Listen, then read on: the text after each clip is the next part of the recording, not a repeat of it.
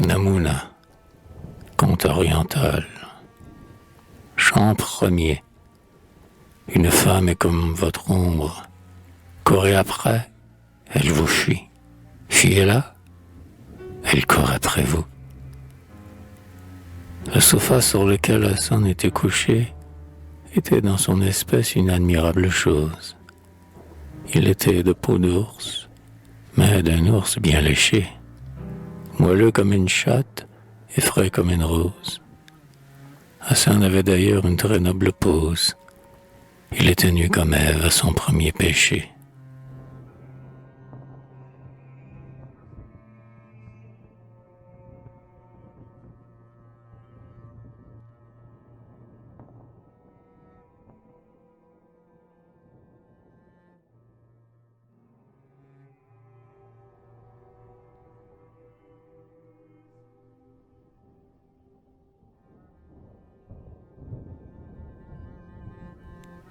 Quoi, tout nu, dira-t-on, n'avait-il pas de honte?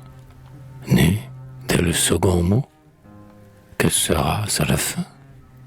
Monsieur, excusez-moi, je commence ce conte juste quand mon héros vient de sortir du bain. Je demande pour lui l'indulgence et j'y compte. Hassan était donc nu, mais nu comme la main.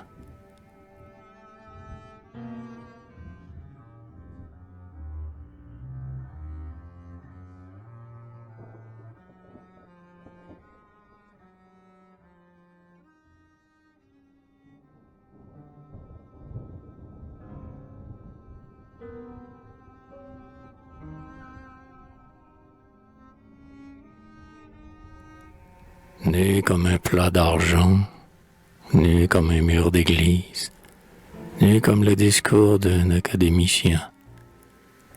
Ma lectrice rougit et je la scandalise. Mais comment se fait-il, madame, que l'on dise que vous avez la jambe et la poitrine bien? Comment le dirait-on si l'on n'en savait rien?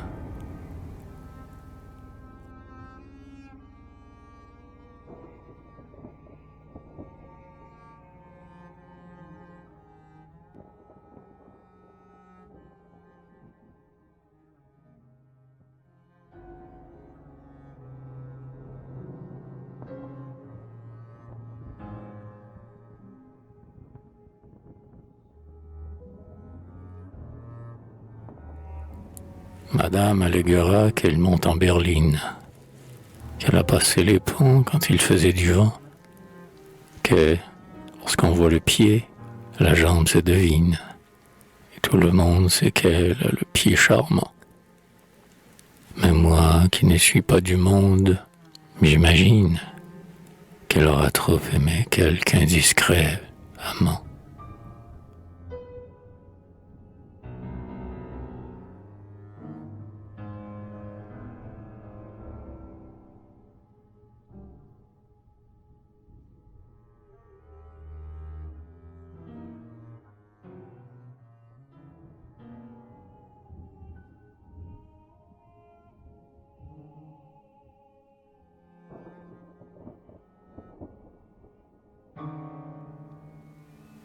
Et quel crime est-ce donc de se mettre à son aise quand on est tendrement aimé et qu'il fait chaud?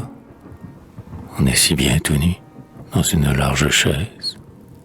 Croyez-moi, belle dame, ne vous en déplaise, si vous m'apparteniez, vous y seriez bientôt. Vous en crieriez sans doute un peu, mais pas bien haut.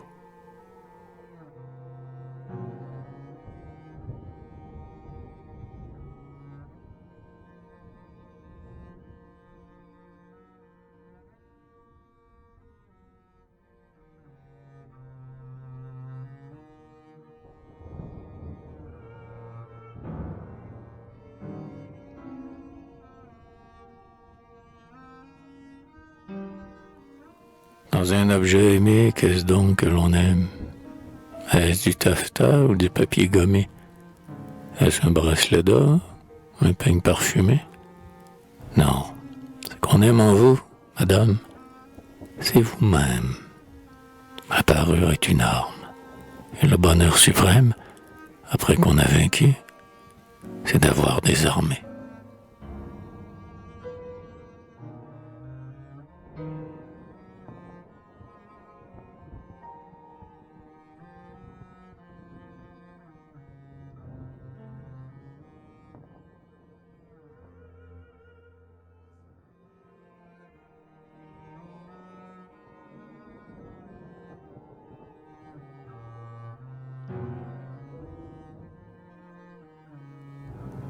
Tout est nu sur la terre, hormis l'hypocrisie. Tout est nu dans les cieux, tout est nu dans la vie. Les tombeaux, les enfants et les divinités. Tous les cœurs vraiment beaux laissent voir leur beauté. Ainsi donc le héros de cette comédie restera nu, madame, et vous y consentez.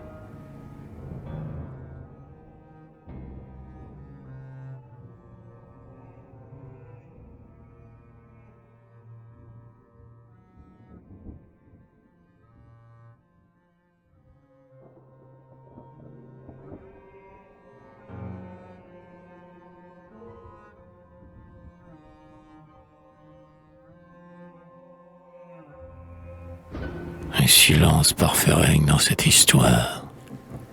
Sur les bras du jeune homme et sur ses pieds d'ivoire, la naïade aux yeux verts pleurait en le quittant. On entendait à peine au fond de la baignoire glisser l'eau fugitive, et d'instant en instant, les robinets de Rhin chantaient en s'y goûtant.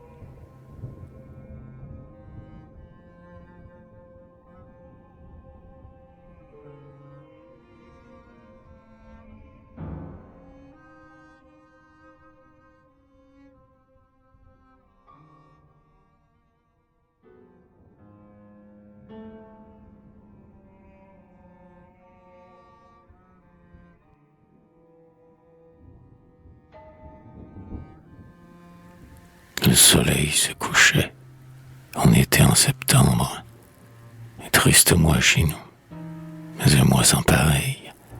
Chez ces peuples dorés qu'a béni le soleil. Hassan poussa du pied la porte de la chambre. Heureux homme, il fumait de l'opium dans l'ambre. Et vivant sans remords, il aimait le sommeil.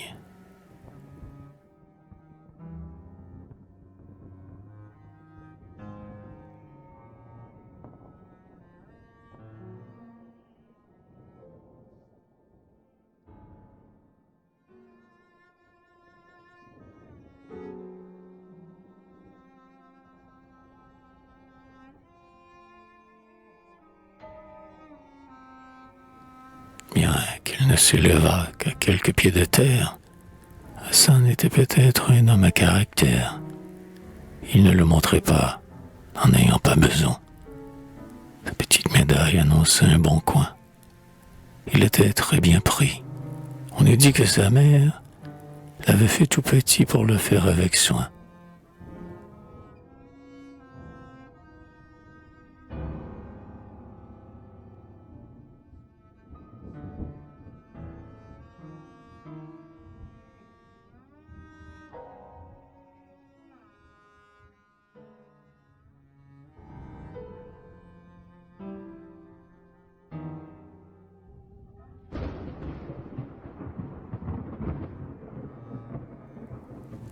Il était indolent et très opiniâtre, bien cambré, bien lavé, le visage olivâtre, des mains de patricien, l'aspect fier et nerveux, la barbe et les sourcils très noirs, un corps d'albâtre. Ce qu'il avait de beau surtout, c'était les yeux. Je ne vous dirai pas un mot de ses cheveux.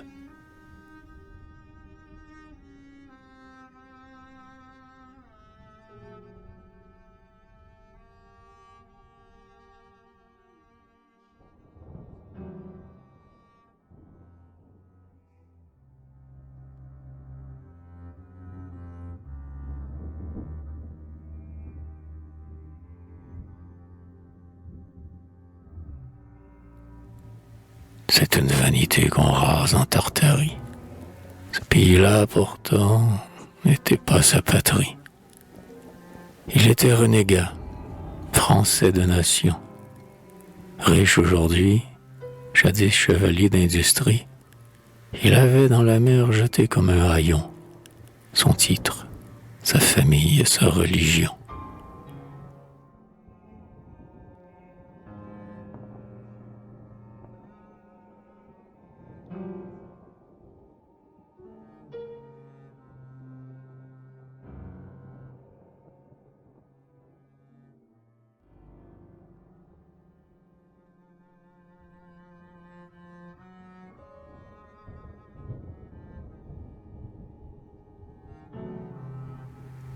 Il était très joyeux et pourtant très maussade. Détestable voisin, excellent camarade, extrêmement futile et pourtant très posé, indignement naïf et pourtant très blasé, horriblement sincère et pourtant très rusé. Vous souvient-il, lecteur, de cette sérénade?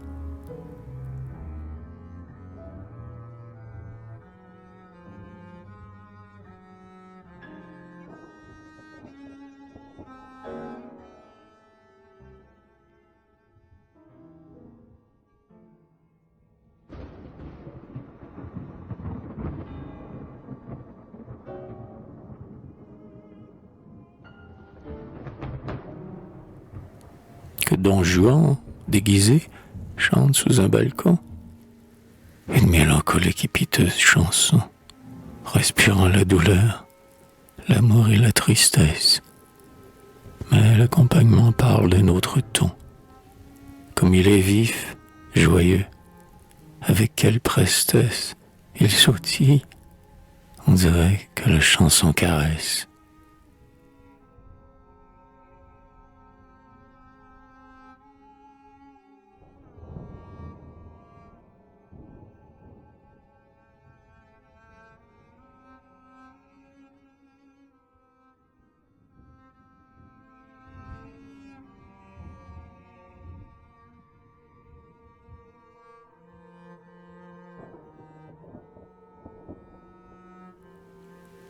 Et couvre de longueur le perfide instrument, tandis que l'air moqueur de l'accompagnement tourne en dérision la chanson elle-même et semble la railler d'aller si tristement.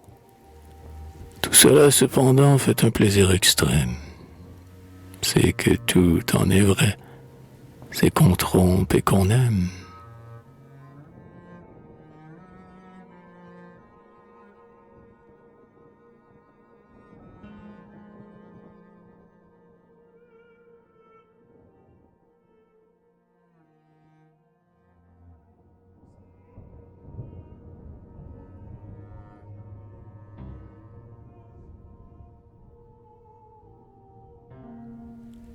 C'est qu'on pleure en riant, c'est qu'on est innocent et coupable à la fois. C'est qu'on se croit parjure lorsqu'on n'est qu'abusé. C'est qu'on verse le sang avec des mains sans tache et que notre nature a de mal et de bien pétri sa créature. Tel est le monde, hélas, et tel était Hassan.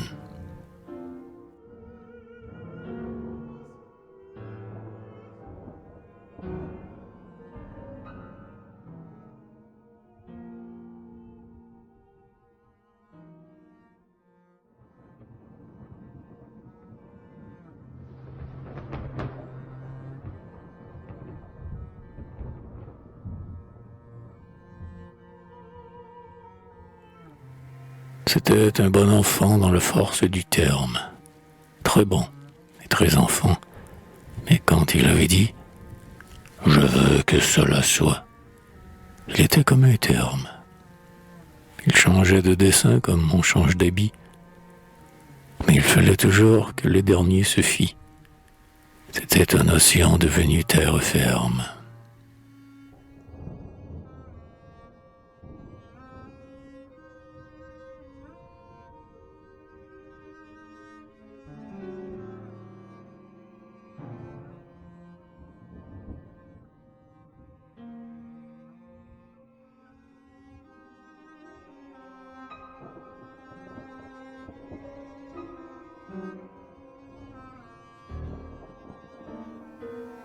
bizarrerie étrange. Avec ses goûts changeants, il ne pouvait souffrir rien d'extraordinaire. Il n'aurait pas marché sur une mouche à terre, mais s'il avait trouvé à dîner dans son verre, il aurait assommé 4 ou 5 de ces gens. Parler après cela des bons et des méchants.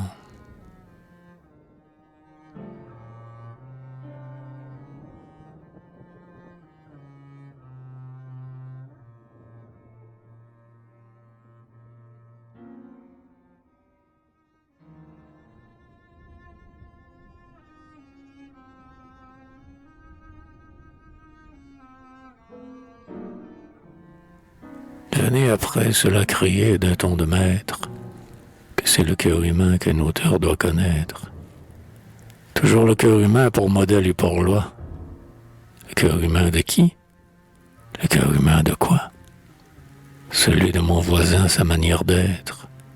Mais morbleu, comme lui, j'ai mon cœur humain, moi.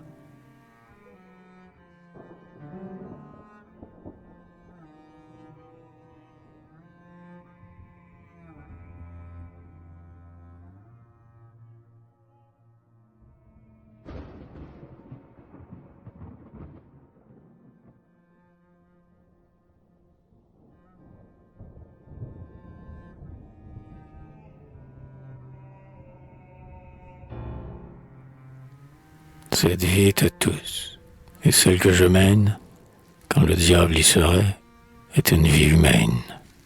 Alors, me dira-t-on, c'est vous que vous peignez. Vous êtes le héros, vous vous mettez en scène. Pas du tout. Cher lecteur, je prends à l'un le nez, à l'autre le talon, à l'autre, devinez.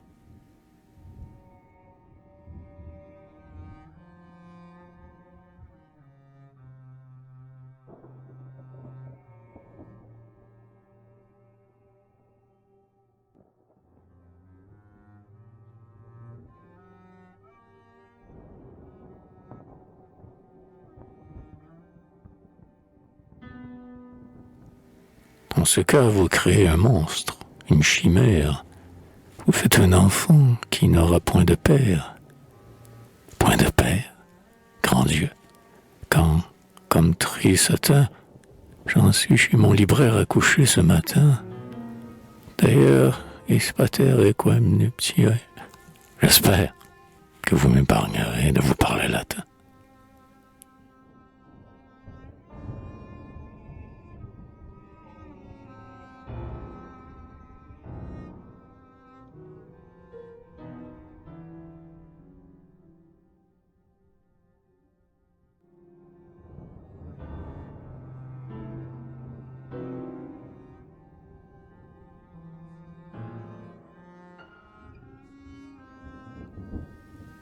Consultez les experts, le moderne et l'antique. On est, dit bruit d'oiseau, toujours fils de quelqu'un. Que l'on fasse, après tout, un enfant blond brun, pulmonique ou bossu, borgne ou paralytique, c'est déjà très joli, quand on en a fait un. Et le mien a pour lui qu'il n'est point historique.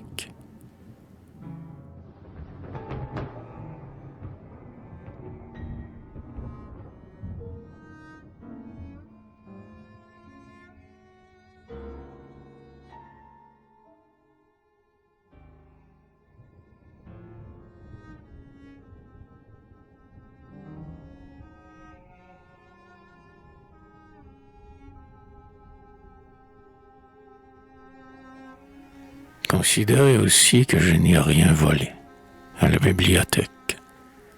Et bien que cette histoire se passe en Orient, j'en en ai point parlé. Il est vrai que, pour moi, je n'y suis point allé. Mais c'est si grand, si loin. Avec de la mémoire, on se tire de tout. Allez voir pour y croire.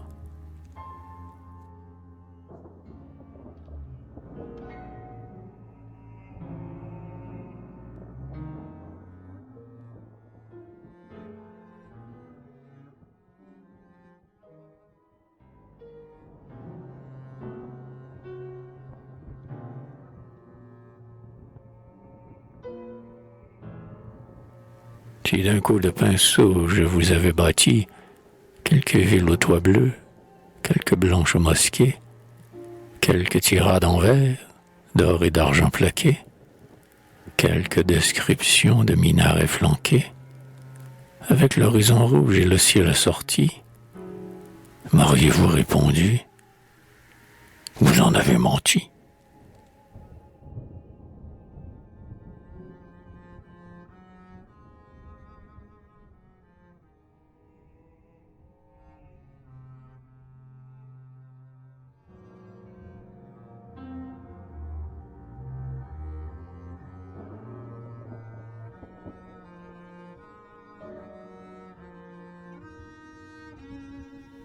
Je vous dis tout cela, lecteur, pour qu'en échange, vous me fassiez aussi quelques concessions. J'ai peur que mon héros ne vous paraisse étrange, car l'étrange, à vrai dire, était sa passion. Mais, madame, après tout, je ne suis pas un ange. Et qui l'est ici-bas? Tartuffe a bien raison.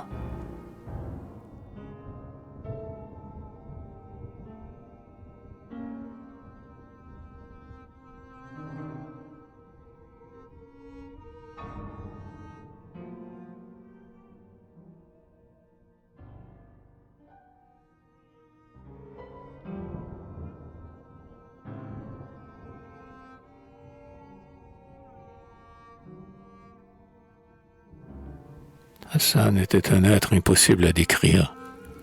C'est en vain qu'avec lui je voudrais vous lier. Son cœur est un logis qui n'a pas d'escalier. Ses intimes amis ne savaient trop qu'en dire. Parler est trop facile, et c'est trop long d'écrire. Ses secrets sentiments restaient sur l'oreiller.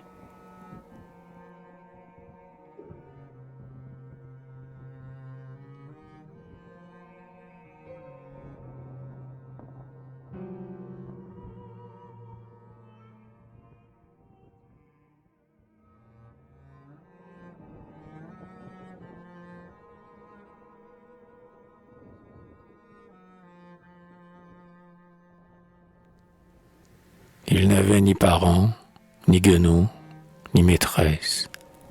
Rien d'ordinaire en lui. Rien qui le rattachât au commun des martyrs. Pas un chien, pas un chat. Il faut cependant bien que je vous intéresse. Mon pauvre héros, dire qu'il est pas chat, c'est un moyen usé. C'est une maladresse.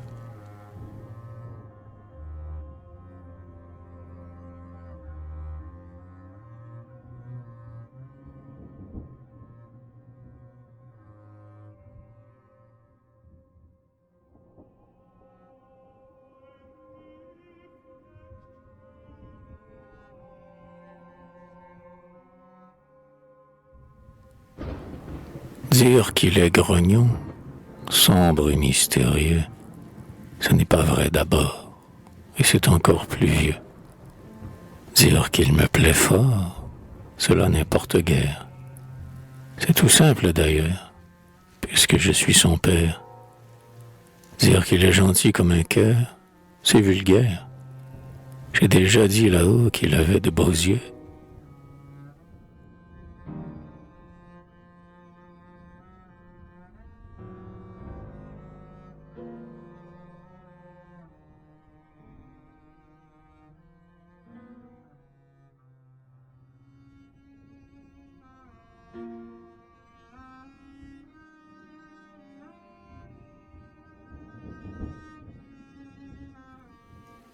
Dire qu'il n'avait peur ni de Dieu ni du diable, c'est chanceux d'une part, et de l'autre immoral.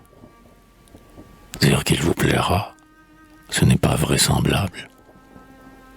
Ne rien dire du tout, cela vous est égal. Je me contente donc du seul terme passable qui puisse l'excuser. C'est un original.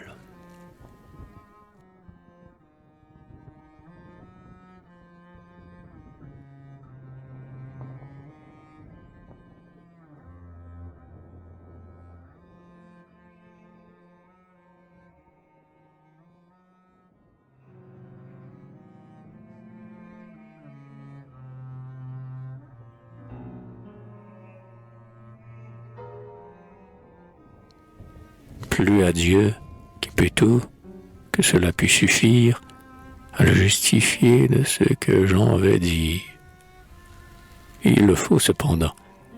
Le vrai seul est ma loi. Au fait, s'il agit mal, on pourrait rêver pire. Ma foi, tant pis pour lui. Je ne vois pas pourquoi les sottises d'Hassan retomberaient sur moi.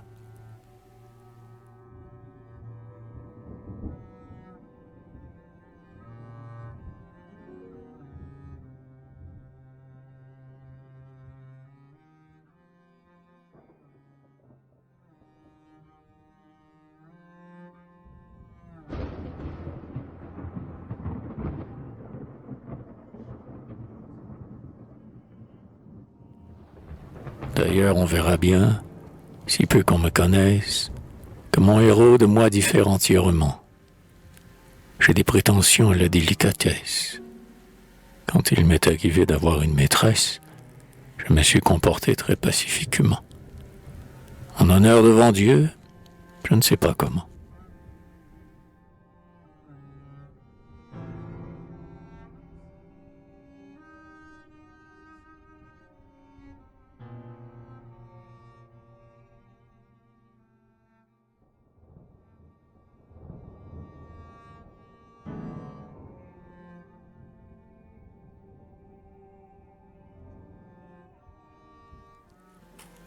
J'ai pu, tel que je suis, entamer cette histoire, pleine, telle qu'elle est, d'une atrocité noire. C'est au point maintenant que je me sens tenté de l'abandonner là pour ma plus grande gloire, et que je brûlerai mon œuvre, en vérité, si ce n'était respect pour la postérité.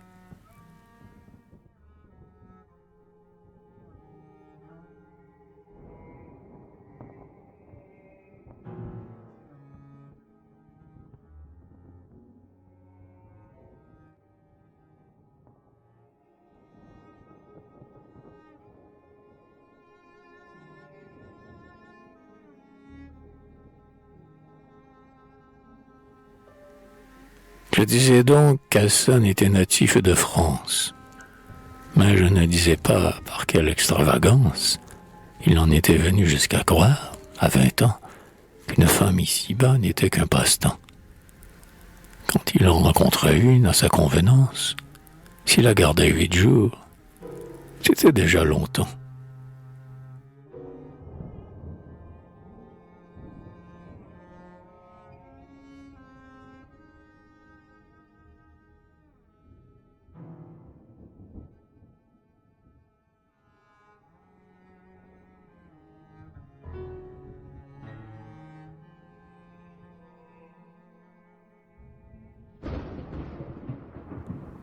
On sent l'absurdité d'un semblable système, puisqu'il est avéré que, lorsqu'on dit qu'on aime, on dit en même temps qu'on aimera toujours, qu'on n'a jamais vu ni roi ni troubadour jurer à leur beauté de les aimer 8 jours. Mais cet enfant gâté ne vivait que de crème.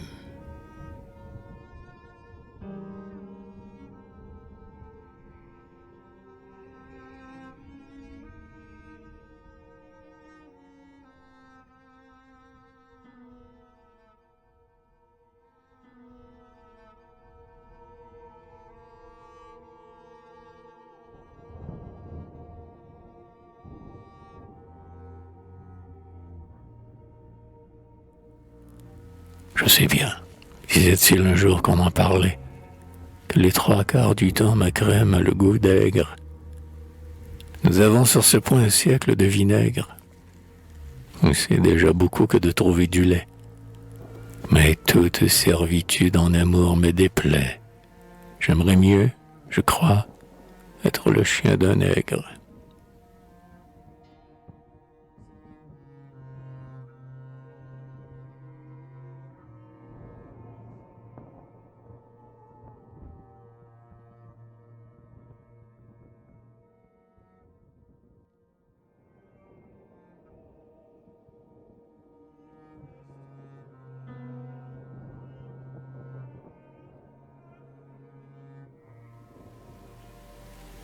ou mourir sous le fouet comme un cheval rétif, que de craindre une jupe et d'avoir pour maîtresse un de ces beaux geôliers au regard attentif qui, d'un pas mesuré marchant sur la souplesse, du haut de leurs yeux bleus vous promènent en laisse. Un bâton de noyer, au moins, c'est positif.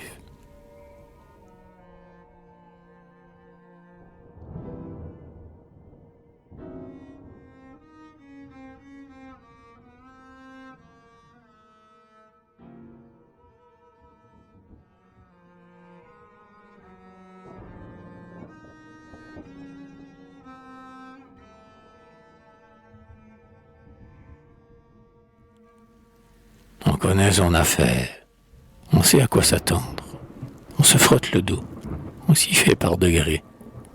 Mais vivre ensorcelé sous un ruban doré, boire du lait sucré dans un maillot vert tendre, n'avoir à son cachot qu'un mur si délabré, qu'on ne s'y saurait même accrocher pour s'y pendre.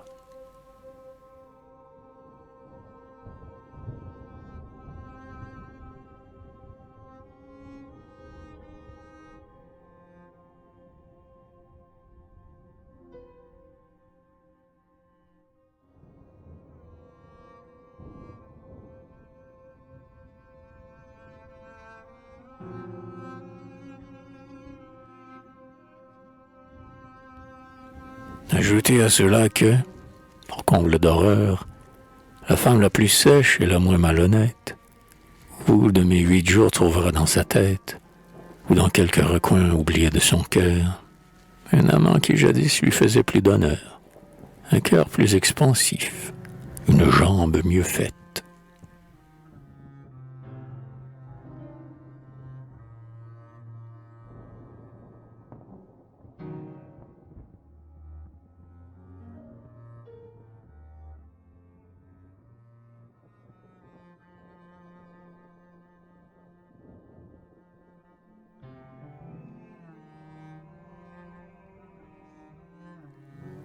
Plus de douceur dans l'âme ou de nerfs dans les bras. Je rappelle au lecteur qu'ici, comme là-bas, c'est mon héros qui parle, et je mourrais de honte s'il croyait un instant que ce que je raconte, ici plus que jamais, ne me révolte pas. Or donc, disait Hassan, plus la rupture est prompte.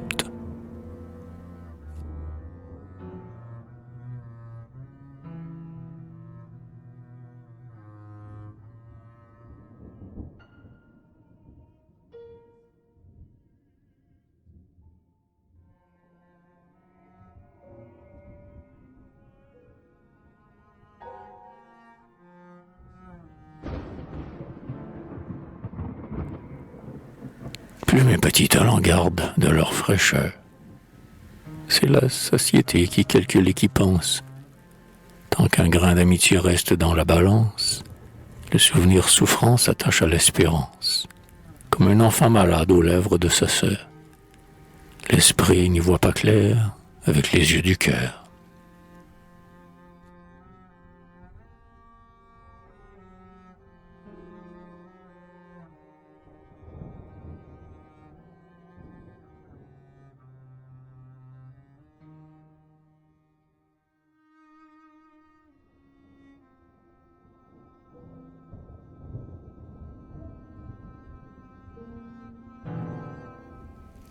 Le dégoût, c'est la haine. Et quel motif de haine pourrais-je soulever? Pourquoi m'en voudrait-on? Une femme dira qu'elle pleure, et moi donc, je pleure horriblement. Je me soutiens à peine. Que dis-je? Malheureux, il faut qu'on me soutienne. Je n'ose même pas demander mon pardon.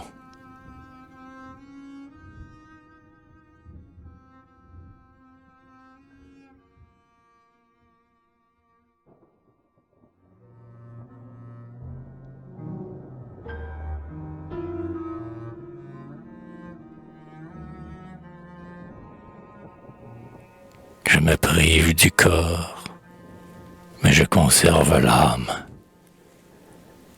Il est vrai, dira-t-on, qu'il est plus d'une femme près de qui l'on ne fait, avec un tel moyen, que se priver de tout et ne conserver rien. Mais c'est un pur mensonge, un calembour infâme qui ne mordra jamais sur un homme de bien.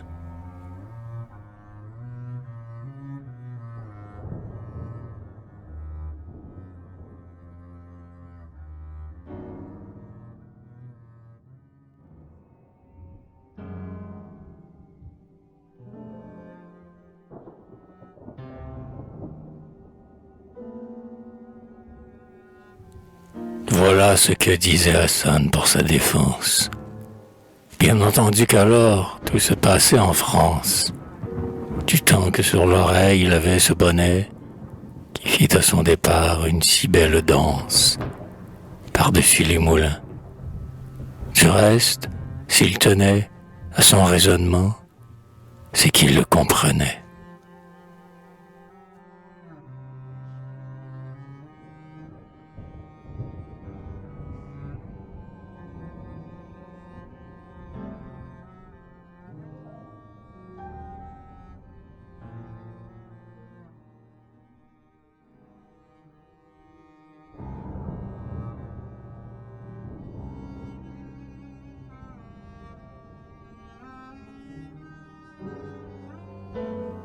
Bien qu'il traitât l'amour d'après un catéchisme, et qu'il mit tous ses soins à dorer son sophisme, Hassan avait des nerfs qu'il ne pouvait railler.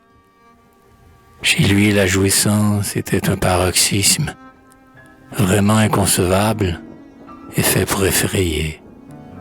Non pas qu'on l'entendît ni pleurer ni crier.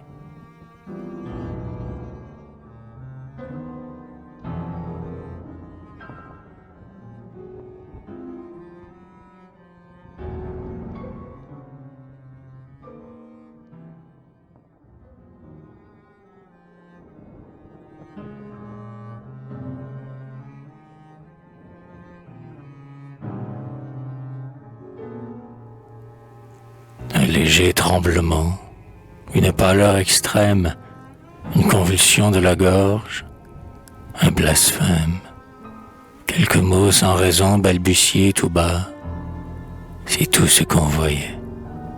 Sa maîtresse elle-même n'en sentait rien, sinon qu'il restait dans ses bras, sans haleine et sans force, et ne répondait pas.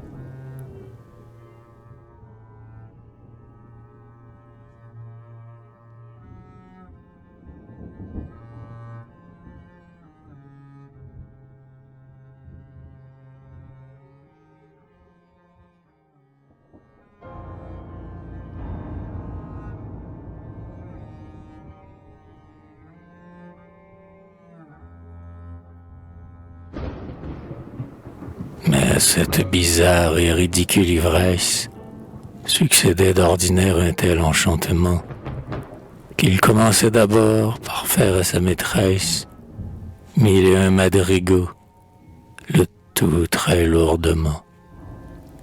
Il devenait tout miel, tout sucre et tout caresse. Il lui communiait dans un pareil moment.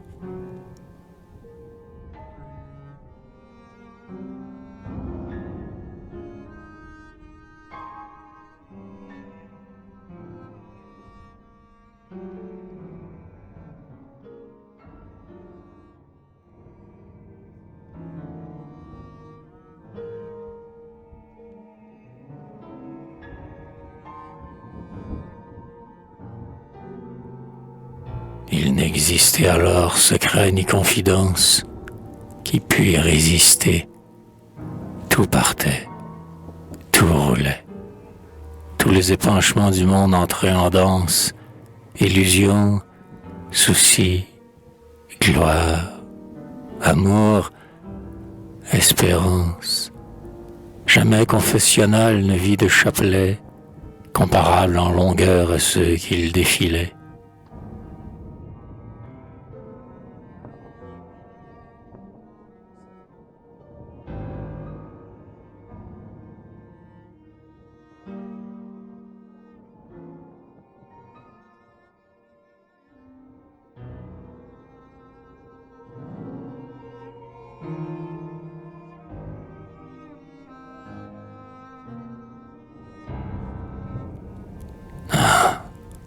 C'est un grand malheur, quand on a le cœur tendre, que ce lien de fer que la nature a mis entre l'âme et le corps, ses frères ennemis. Ce qui m'étonne, moi, c'est que Dieu l'ait permis. Voilà le nœud gordien qu'il fallait qu'Alexandre rompit de son épée et réduisit en cendres.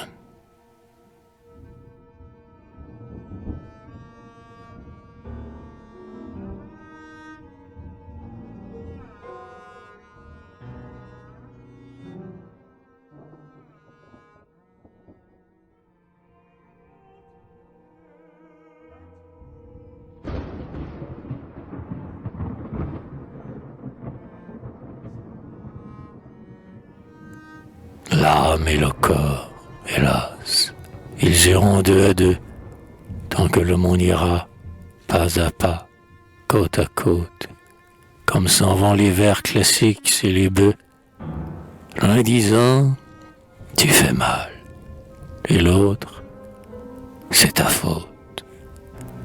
Ah, misérable hôtesse, et plus misérable l'autre. Ce n'est vraiment pas vrai que tout soit pour le mieux.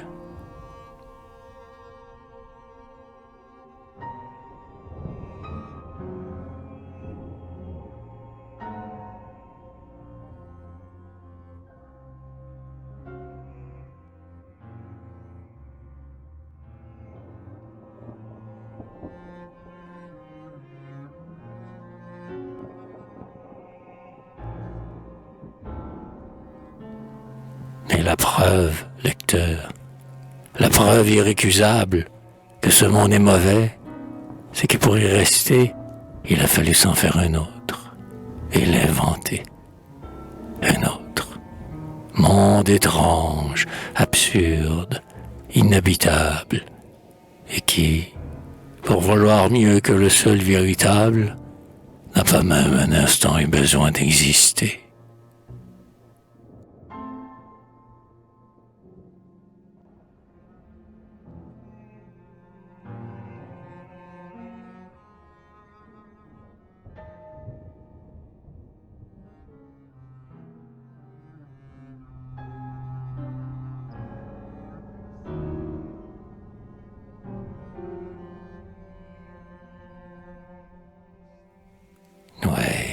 Ouais, n'en doutez pas, c'est un plaisir perfide que d'enivrer son âme avec le vin d'essence, que de baiser au front la volupté timide et de laisser tomber, comme la jeune Elfriede, la clé d'or de son cœur dans les eaux des torrents.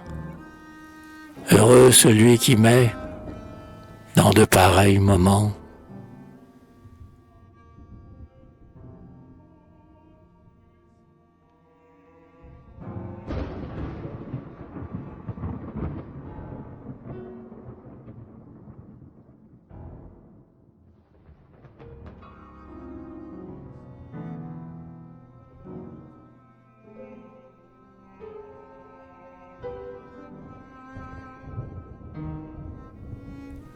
comme ce vieux vizir qui gardait sa sultane, la lame de son sabre entre une femme et lui.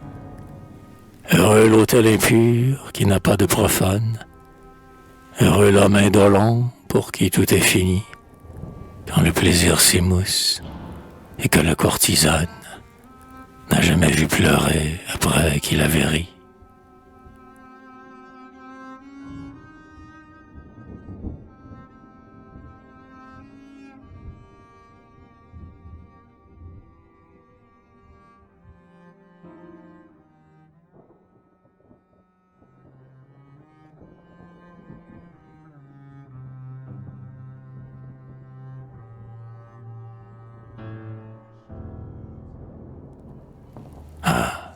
L'abîme est si grand, la pente est si glissante, une maîtresse aimée est si près d'une sœur, elle vient si souvent, plaintive et caressante, posée, en chuchotant, son cœur sur votre cœur.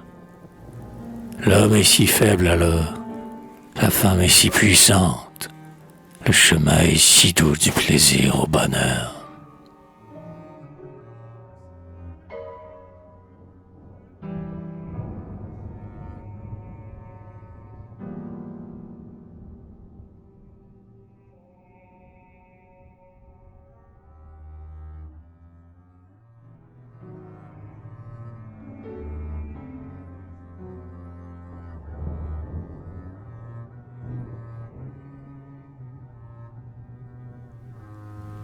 pauvres gens que nous tous, et celui qui se livre de ce qu'il aura fait doit tôt ou tard gémir. La coupe est là, brûlante, et celui qui s'enivre doit rire de pitié s'il ne veut pas frémir. Voilà le train du monde, et ceux qui savent vivre vous diront à cela qu'il valait mieux dormir.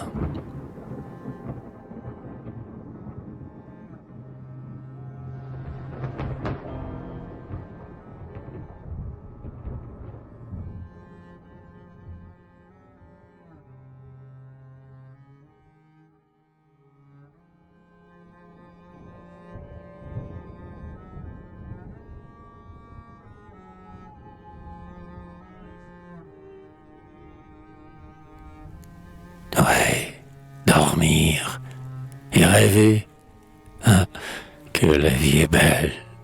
Quand un rêve divin fait sur sa nudité pleuvoir les rayons d'or de son prisme enchanté. Frais comme la rosée et fils du ciel comme elle, jeune oiseau de la nuit qui, sans mouiller son aile, voltige sur les mers de la réalité.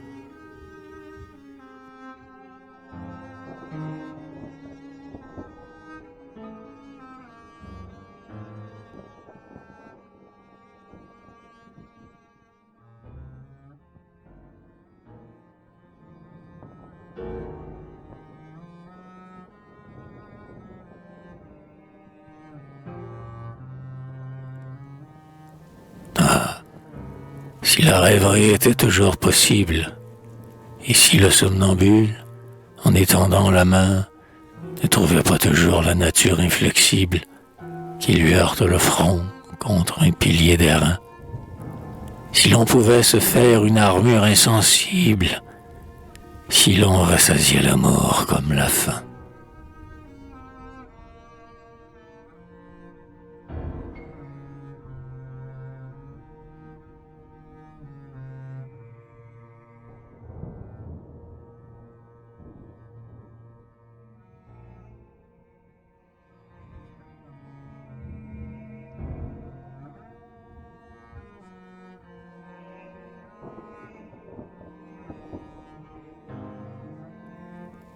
Pourquoi Manon Lescaut, dès la première scène, est-elle si vivante et si vraiment humaine qu'il semble qu'on l'a vue et que c'est un portrait?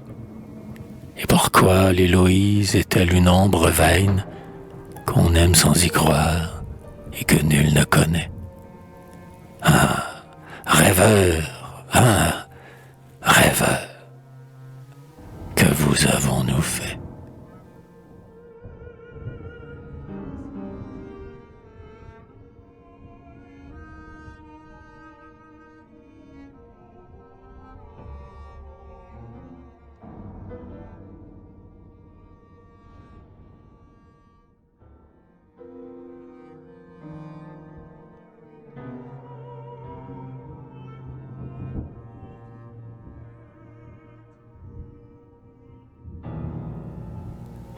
Pourquoi promenez-vous ces spectres de lumière devant le rideau noir de nos nuits sans sommeil, puisqu'il faut qu'ici-bas tout songe et son réveil, puisque le désir se sent cloué sur terre comme un aigle blessé qui meurt dans la poussière, l'aile ouverte et les yeux fixés sur le soleil?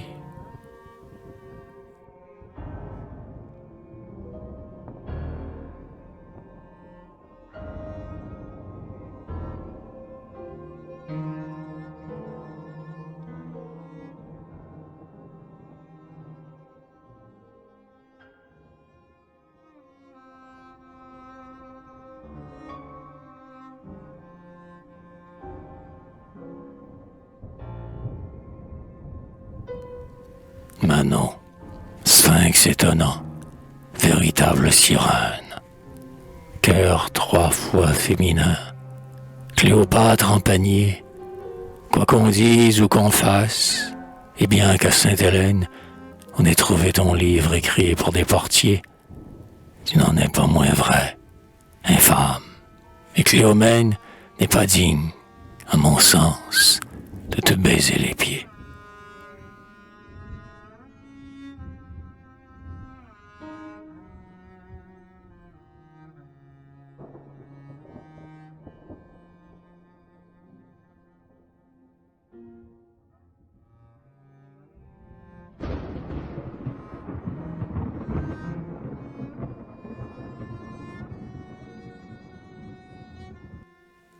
Tu m'amuses autant que Tibère je m'ennuie. Comme je crois en toi, que je t'aime et te hais, quelle perversité, quelle ardeur inouïe pour l'or et le plaisir. Comme toute la vie est dans tes moindres mots, hein, folle que tu es, comme je t'aimerais demain, si tu vivais.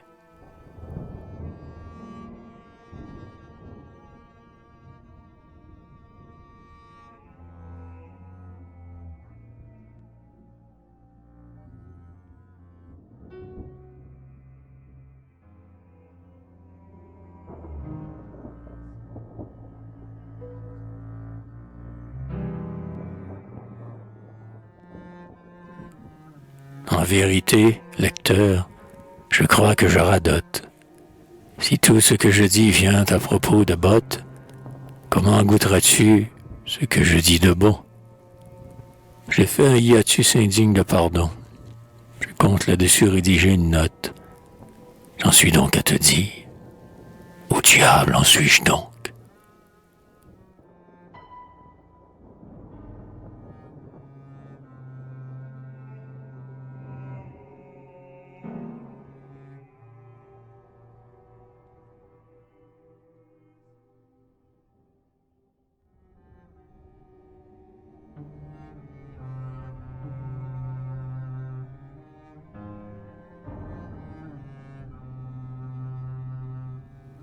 M'y voilà. Je disais qu'Hassan, près d'une femme, était très expansif.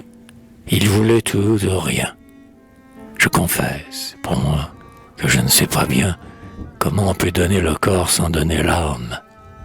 L'un étant la fumée et l'autre étant la flamme. Je ne sais pas non plus s'il était bon chrétien.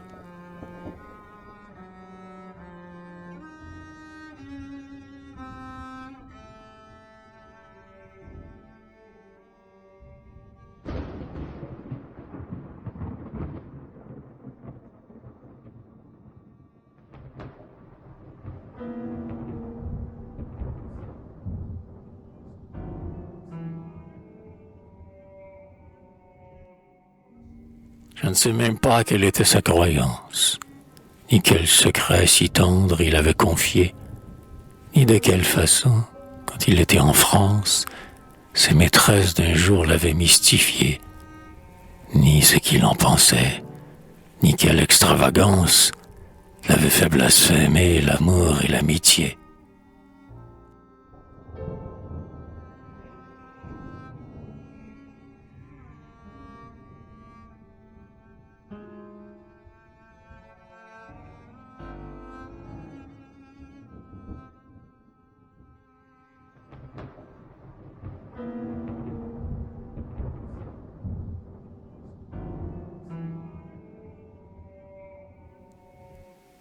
Mais enfin, certains soirs qu'il ne savait que faire, se trouvant mal en train vis-à-vis de son verre, pour tuer un quart d'heure, il prit Monsieur Galland.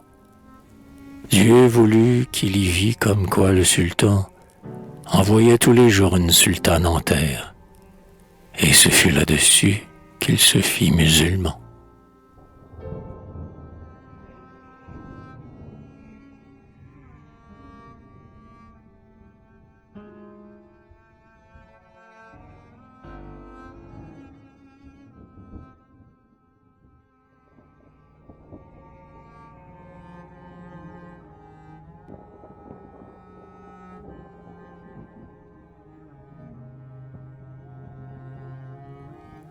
Tous les premiers du mois, un juif aux mains crochues amenait chez Hassan 2 jeunes filles nues.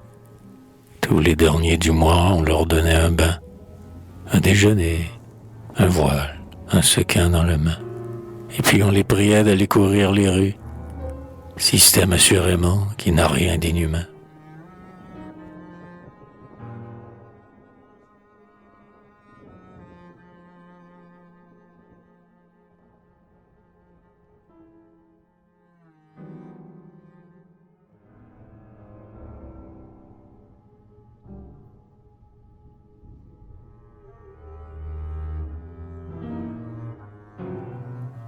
C'était ainsi qu'Hassan, 4 fois par semaine, abandonnait son âme au doux plaisir d'aimer. Ne sachant pas le turc, il se livrait sans peine. À son aise en français, il pouvait se pâmer. Le lendemain, bonsoir. Une vieille égyptienne venait ouvrir la porte au maître et la fermer.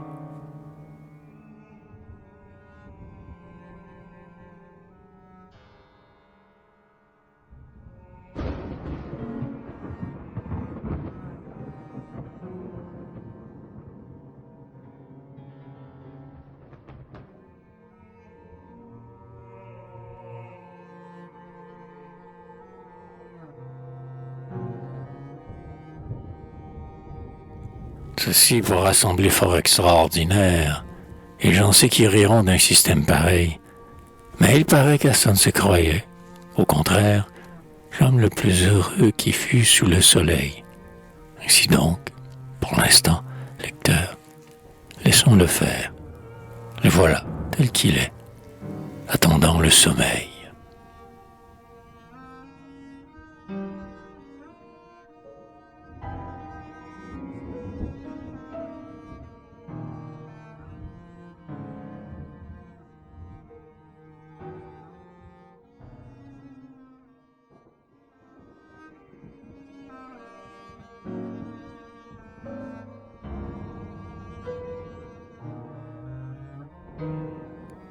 Le sommeil ne vint pas, mais cette douce ivresse, qui semble être sa sœur, ou plutôt sa maîtresse, qui, sans fermer les yeux, ouvre l'âme à l'oubli. Cette ivresse du cœur, si douce à la paresse, que, lorsqu'elle vous quitte, on croit qu'on a dormi, pâle comme Morphée, et plus belle que lui.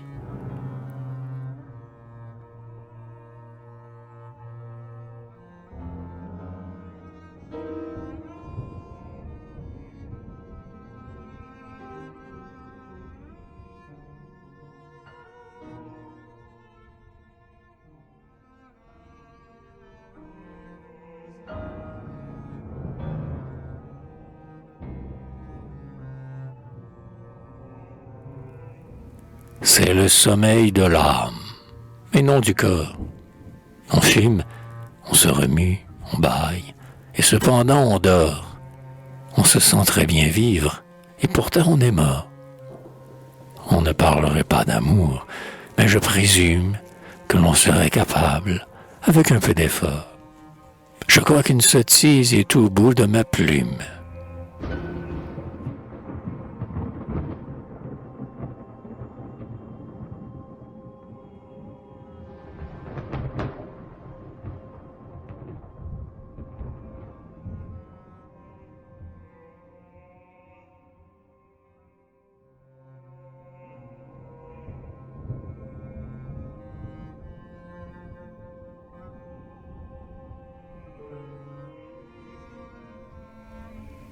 Avez-vous jamais vu, dans le creux d'un ravin, un bon gros vieux faisan qui se frotte le ventre, s'arrondir au soleil et ronfler comme un chantre?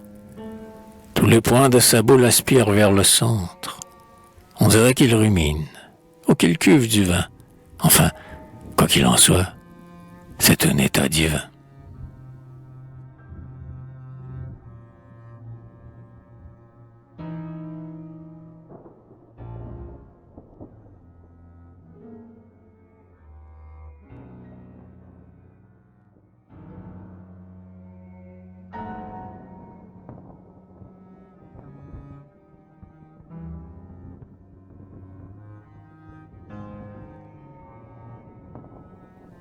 Lecteur, si tu t'en vas jamais en Terre Sainte, regarde sous tes pieds. tu verras des heureux. Ce sont de vieux fumeurs qui dorment dans l'enceinte où s'élevait jadis la cité des Hébreux. Ces gens-là savent seuls vivre et mourir sans plainte. Ce sont des mendiants qu'on prendrait pour des dieux.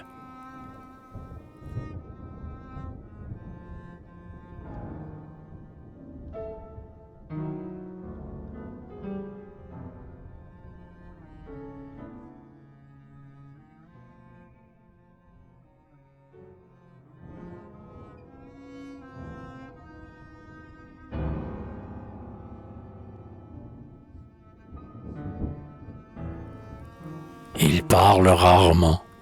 Ils sont assis par terre, nus ou déguenillés, le front sur une pierre, n'ayant ni sou ni poche et ne pensant à rien. Ne les réveille pas, et ils t'appelleraient chien. Ne les écrase pas, ils te laisseraient faire.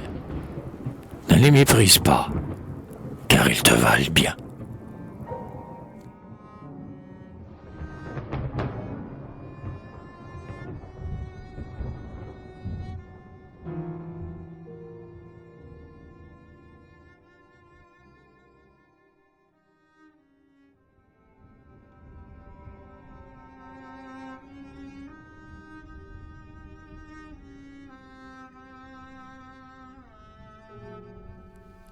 C'est le point capital du mahométanisme, de mettre le bonheur dans la stupidité. Que n'en est-il ainsi dans le christianisme? J'en citerai plus d'un qui l'aurait mérité, et qui mourrait heureux sans s'en être douté. Diable, et du malheur, encore un barbarisme.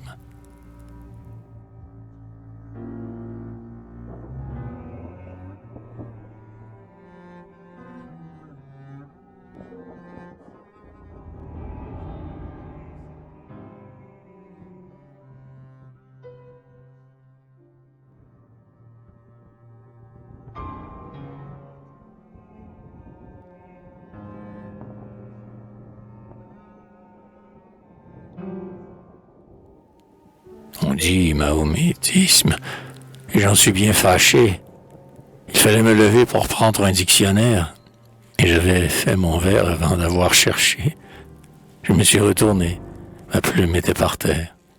J'avais marché dessus, j'ai soufflé de colère, ma bougie, ma verve, et je me suis couché.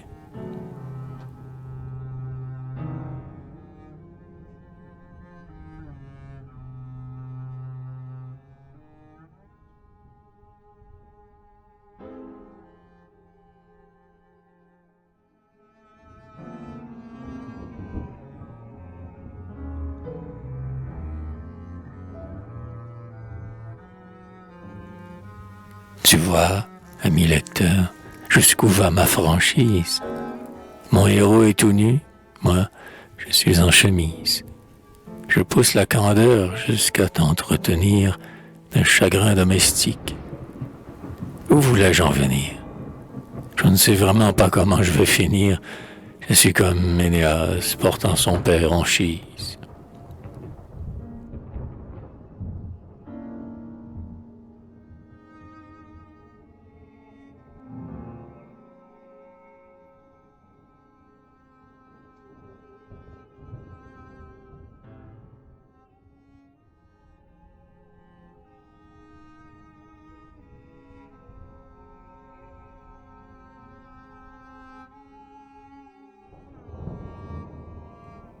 Énéas s'essoufflait et marchait à grands pas. Sa femme à chaque instant demeurait en arrière. Créuse, disait-il, pourquoi ne viens-tu pas? Créuse répondait, j'aimais ma jarretière. Mais là donc, qui suis-nous? Répondait Énéas. Je vais, si tu ne viens, laisser tomber mon père.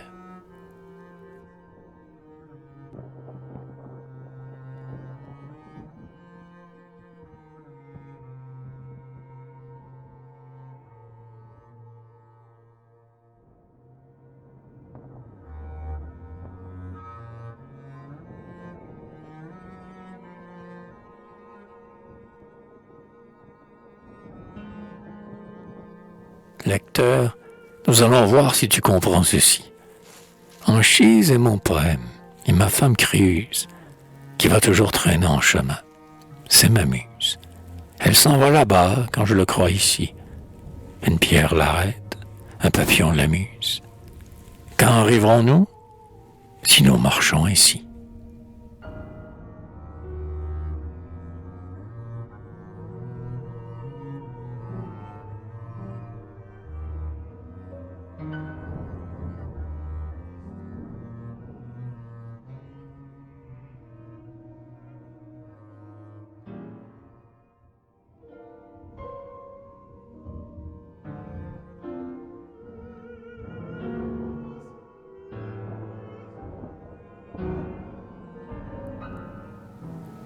Énéas, d'une part, a besoin de sa femme.